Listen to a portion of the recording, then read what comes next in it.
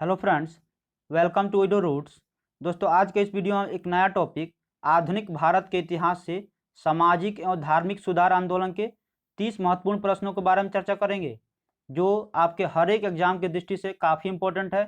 UPSC, PCS या कोई state level के एग्जाम हो, एसएससी, रेलवे, इन सारे एग्जामों में इससे रिलेटेड आपके प्रश्न जो है देखने को मिलेंगे। तो इस वीडियो को लास्ट तक वॉच देखिएगा कि आपका एक भी प्रश्न नहीं छूटे।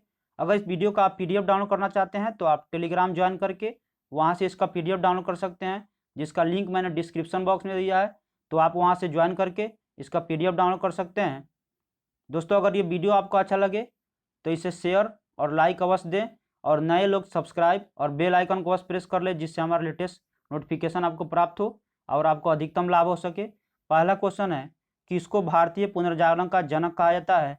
विवेकानंद, राजा राम मोहन राय, रविन्द्रनाथ टैगोर या दयानंद सरस्वती? इसका आंसर हो जाएगा राजा राम मोहन राय। राजा राम मोहन राय को भारतीय पुनर्जागरण का पिता, भारतीय राष्ट्रवाद का पैगंबर या भारतीय राष्ट्रवाद का जनक, आधुनिक भारत का पिता, प्रथम आधुनिक पुरुष, ये सब संज्ञा उनको दिया गया है। नेक्स्ट क्वेश्चन है, राजा राम मोहन द्वारा स्थापित प्रथम संस्था कौन थी? ब्रह्म समाज, आत्मीय सभा या ब्रह्म सभा या तत्वबोधिनी सभा? इसका आंसर हो जाएगा आत्मीय सभा। हिंदू धर्म के एकेश्वरवाद का प्रचार करने के लिए 1814 ईस्वी में राजा राम मोहन राय ने अपने युवा समर्थकों के सहयोग से आत्मीय सभा की स्थापना की, और राजा राम मोहन राय द्वारा स्थापित यह प्रथम संस्था थी।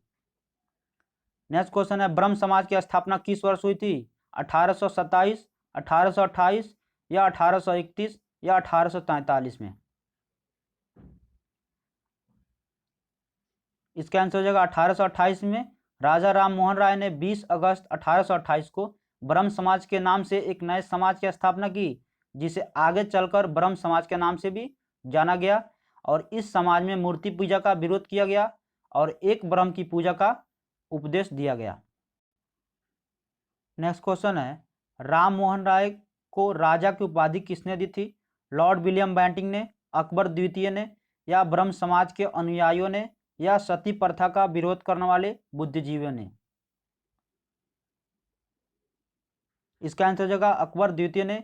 मुगल बादशाह अकबर द्वितीय ने राजा राम मोहन राय को राजा की उपाधि के साथ अपने दूत के रूप में 1830 में तत्कालीन ब्रिटिश सम्राट विलियम चतुर्थ के दरबार में भेजा था, और राय इंग्लैंड के सम्राट से मुगल बादशाह अकबर द्वितीय को मिलने वाली पेंशन की मात्रा बढ़ाने पर बातचीत करने के लिए वहां पे गए थे, और इंग्लैंड के ब्रिस्टल में ही 27 सितंबर 1833 को राजा राम मोहन राय की मृत्यु हो गई, और वहीं पे उनकी समाधि स्थापित की गई।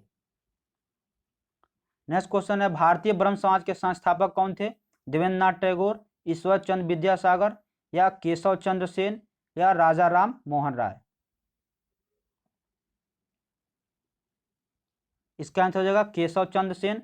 भारतीय ब्रह्म समाज के संस्थापक केशव चंद्र थे, और देवेंद्रनाथ ने 1865 ईस्वी में केशव चंद्र से आचार्य की उपाधि छीन ली थी। उसके बाद केशव चंद्र सेन ने मौलिक ब्रह्म से अलग होकर देवेंद्रनाथ टैगोर के तहत समाज की मूल शाखा में स्वयं को आदि ब्रह्म समाज के नाम से पुकारा था। नेक्स्ट क्वेश्चन है, ब्रह्म समाज का सिद्धांत जो है किस पर आधारित है? नास्तिकवाद पर या अद्वैत पर या एकेद्ववाद पर या बहुदेववाद पर? ब्रह्म समाज का सिद्धांत जो है किस पर आधारित है? इसका आंसर हो जाएगा एक देववाद पर। ब्रह्म समाज का सिद्धांत जो है एक देववाद पर है।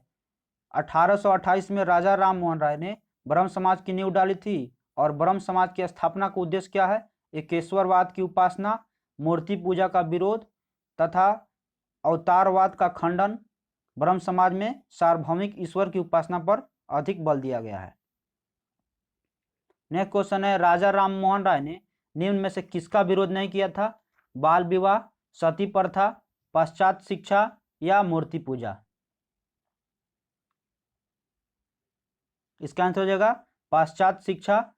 शिक्षा के क्षेत्र में राजा राम मोहन राय ने अंग्रेजी शिक्षा के पक्षधर थे। उनके अनुसार एक उदारवादी पाश्चात्य शिक्षा ही अज्ञान के अंधकार से हमें निकाल सकती है और भारतीयों को देश के प्रशासन में भाग में दिला सकती है।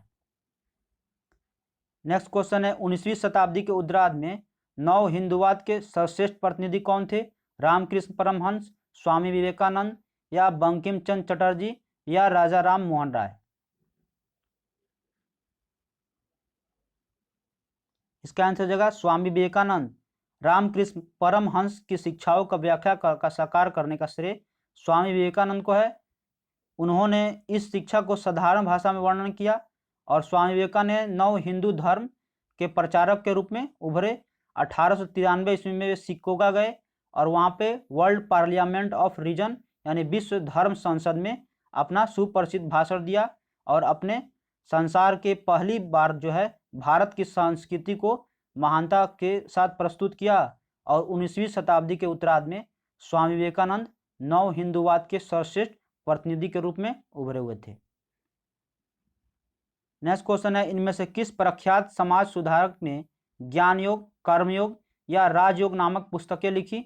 स्वामी विवेकानंद या रानाडे या राजा राम मोहन राय या रामकृष्ण परमहंस?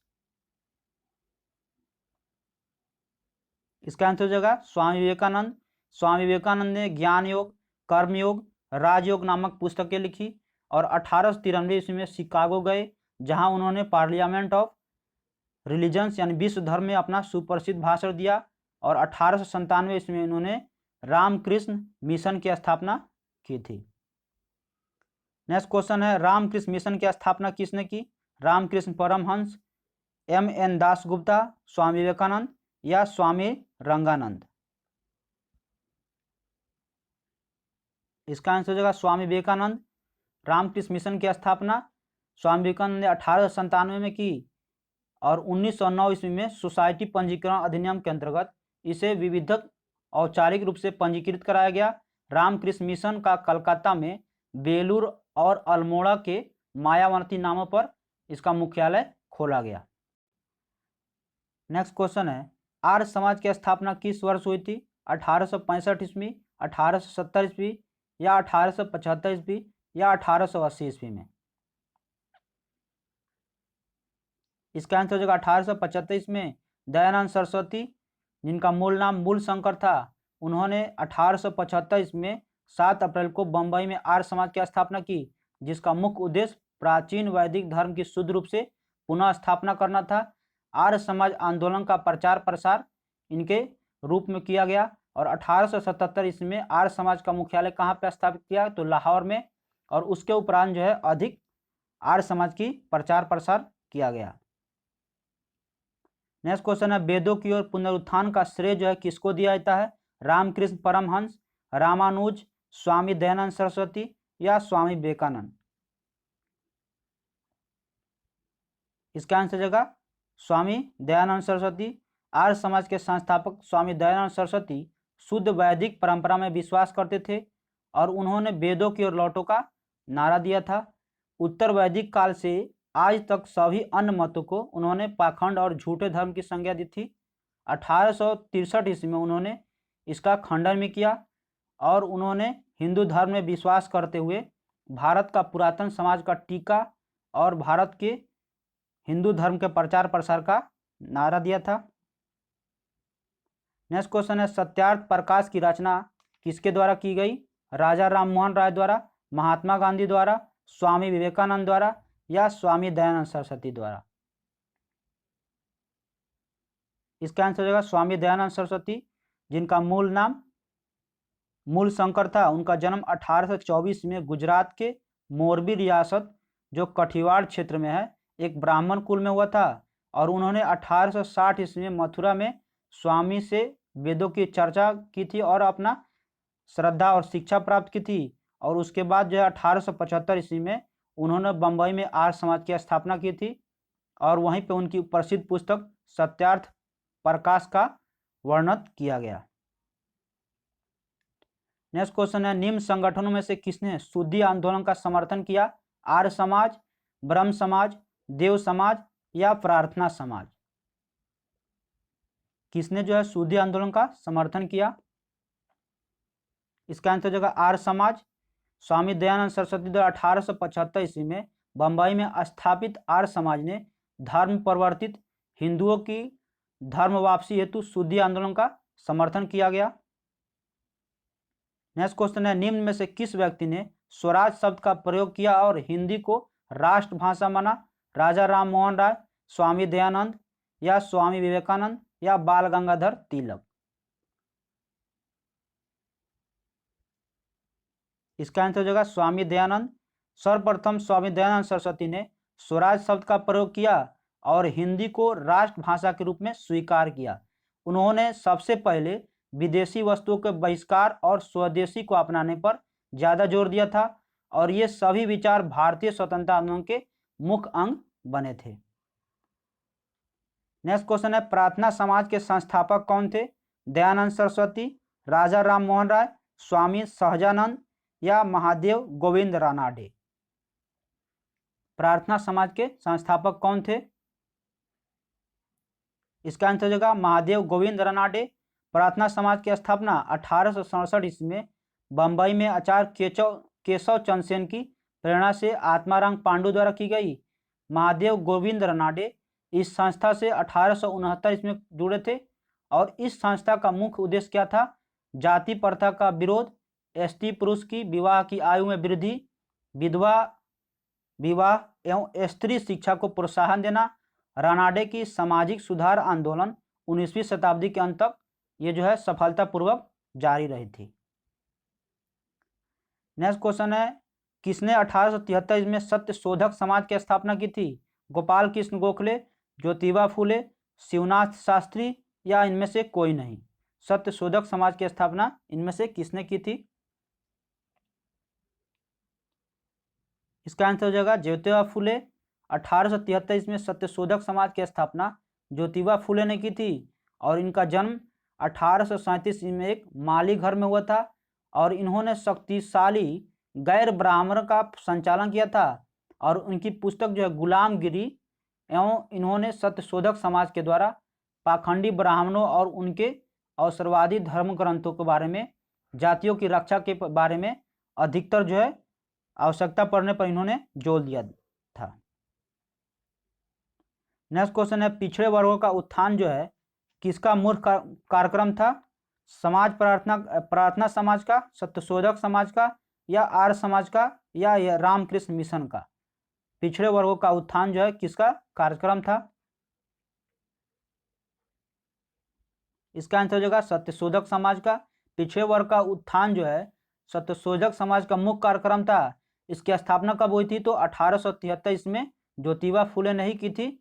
यह आंदोलन दलितों और निम्न जातियों के कल्याण के लिए चलाया गया था और अपनी ब्राह्मण गतिविधियों को संगठित रूप से प्रसार करने के लिए उन्होंने आलोचनात्मक ग्रंथों, सार्वजनिक धर्म गुरुओं और पुस्तकों के रचना भी उन्होंने गुलामगिरी जैसे पुस्तकों की रचना भी की थी। नेक्स्ट क्वेश्चन है, महाराष्ट्र के किस सुधारक को लोक हितवादी कहा जाता था? एमजी रानाडे, गोपाल कृष्ण गोखले, पंडिता रमाबाई या गोपाल हरि देशमुख? किसको जो है महाराष्ट्र का लोक हितवादी कहा जाता था? इसका आंसर हो जाएगा गोपाल हरि देशमुख।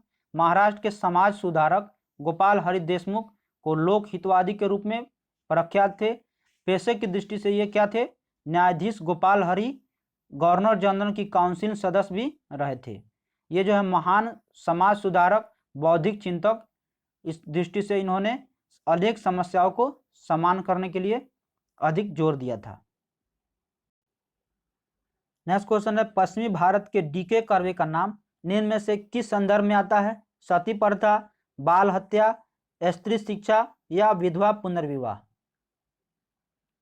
डीके कर्वे का नाम जो है किस संदर्भ में आता है? स्त्री शिक्षा और विधवा पुनर्विवाह, इसका दोनों सी और डी आंसर हो जाएगा। डीके कर्वे एक सामाजिक सुधारक थे।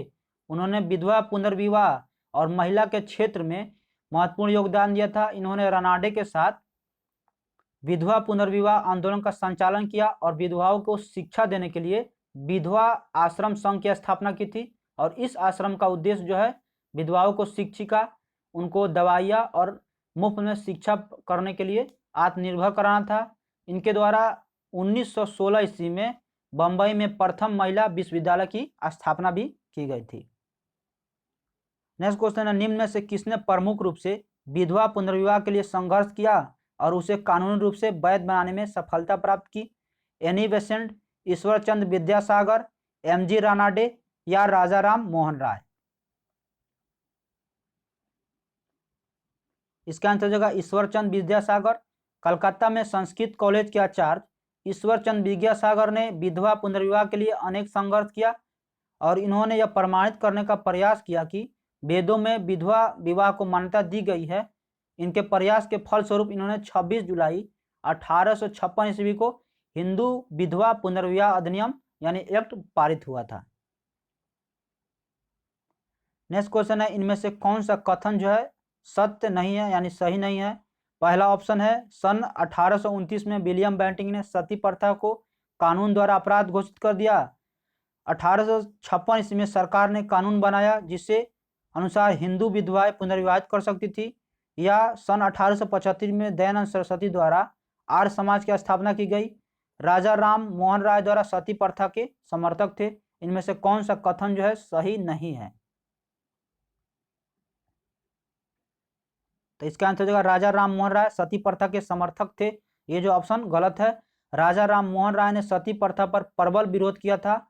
यह उन्हें प्रयासों का फल था। 1829 में 17वें नियम के अनुसार विधवाओं को जीवित जलाना बंद कर दिया गया और न्यायालय को आज्ञा दी गई कि वे ऐसे मामलों में संदोष मानव हत्या के लिए मुकदमे चलाए और दोषियों को दंडित करे।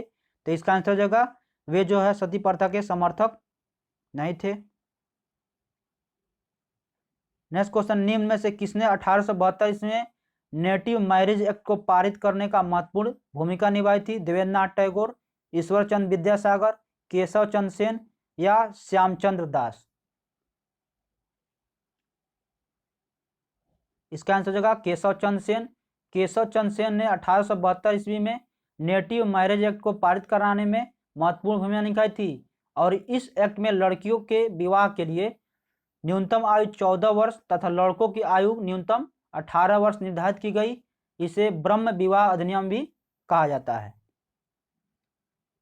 नेक्स्ट क्वेश्चन है, शारदा एक्ट किससे संबंधित था? बाल विवाह प्रतिबंध, अंतर जातीय विवाह प्रतिबंध, विधवा विवाह प्रतिबंध या जनजातीय विवाह प्रतिबंध? शारदा एक्ट किससे था?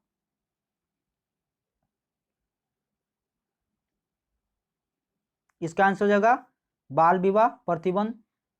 1929 ईस्वी में अजमेर के निवासियों प्रसिद्ध शिक्षाविद डॉक्टर हरविलास शारदा के प्रयत्नों से बाल विवाह निषेध कानून बनाया गया और उन्हीं के नाम पर इसे शारदा अधिनियम यानी शारदा एक्ट कहा गया। इस अधिनियम के द्वारा लड़कियों की न्यूनतम आयु 14 वर्ष एवं लड़कों की उम्र जो है 18 वर्ष निर्धारित की गई थी।